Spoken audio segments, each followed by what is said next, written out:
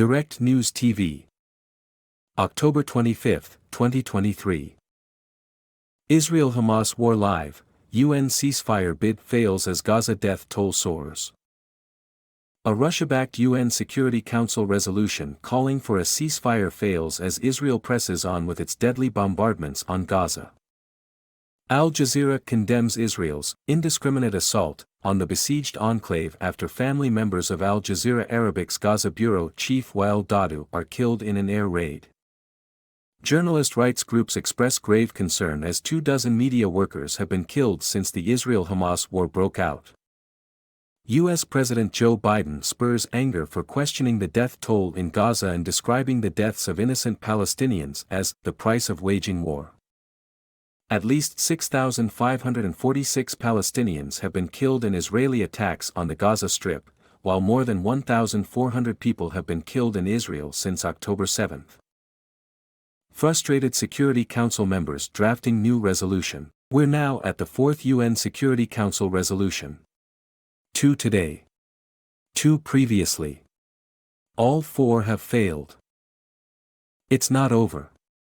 Malta is on the Security Council and many of the non-permanent countries on the Security Council, there are 10 of them, are frustrated. They're frustrated with Russia and they're frustrated with the US, quite frankly. That's why we saw so many abstentions in the Russia resolution. These non-permanent members of the Security Council are going to come up with another resolution, the Brazilian foreign minister just mentioned a couple of hours ago. They don't want it to be sponsored by Russia.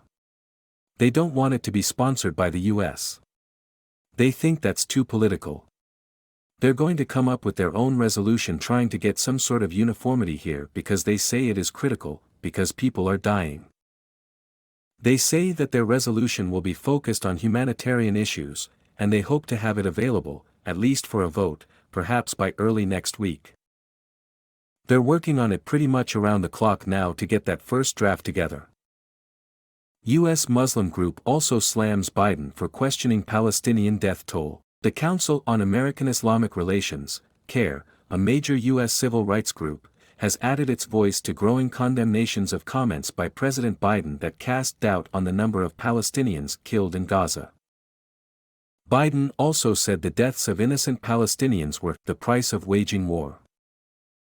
Journalists have confirmed the high number of casualties, and countless videos coming out of Gaza every day show mangled bodies of Palestinian women and children, and entire city blocks leveled to the ground, CARE said in a statement.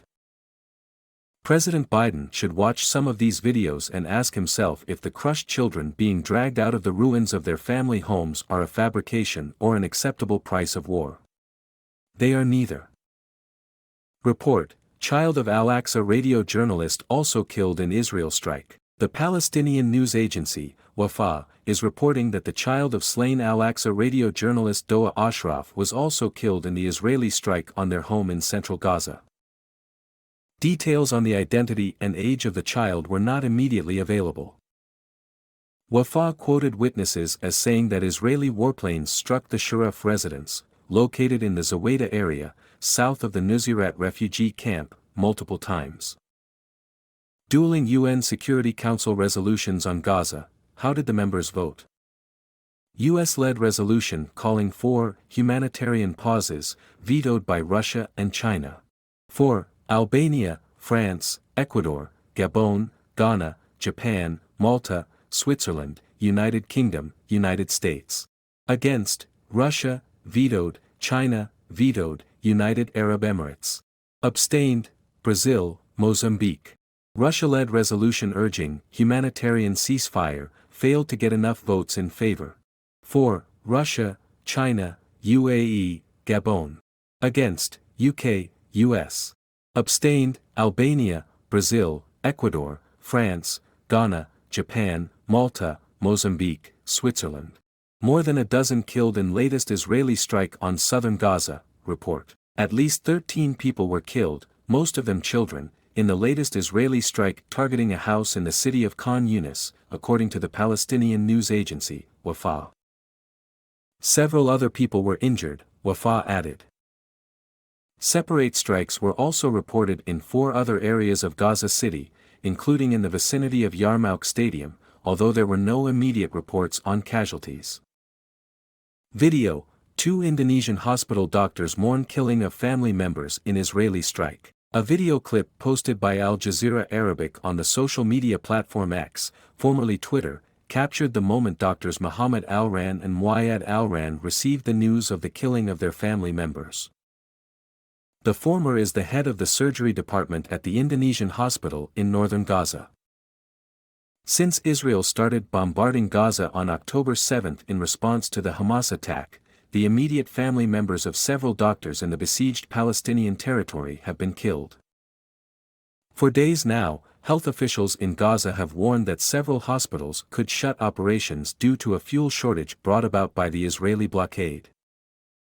How much lower? Palestinian-American advocate denounces Biden. Palestinian-American activist and comedian Amr Zar has denounced U.S. President Joe Biden for casting doubt on the number of Palestinians killed in Gaza.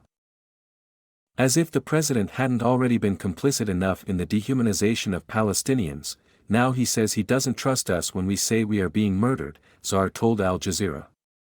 How much lower could one stoop than to say we are lying about dying?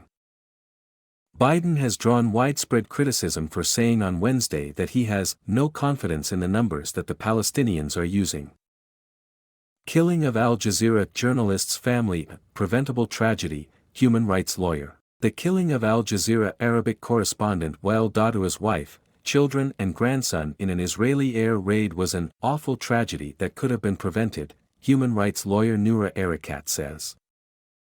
It is one that is happening in the context where nobody is safe in Gaza, and where there are no humanitarian corridors, Erakat, an associate professor at Rutgers University, said in an interview with Al Jazeera. There is nowhere safe to hide, she said, adding that despite the personal tragedies Gaza journalists experience, they are still having the energy to tell the rest of us the story. What makes this even more tragic and infuriating is that even despite all those efforts, we have attempts to censor them, Erakat said.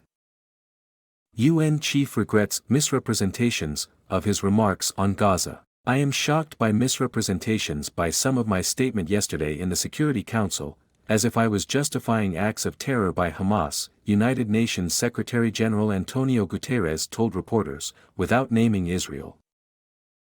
In remarks this week that especially outraged Israel, Guterres said it was important to recognize the attacks by Hamas did not happen in a vacuum as Palestinians have been subjected to 56 years of suffocating occupation.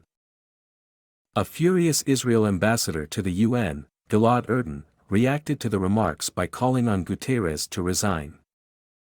A recap of the latest developments. It's just after 3 a.m. on Thursday, midnight GMT Wednesday, in the occupied Palestinian territories and in Israel.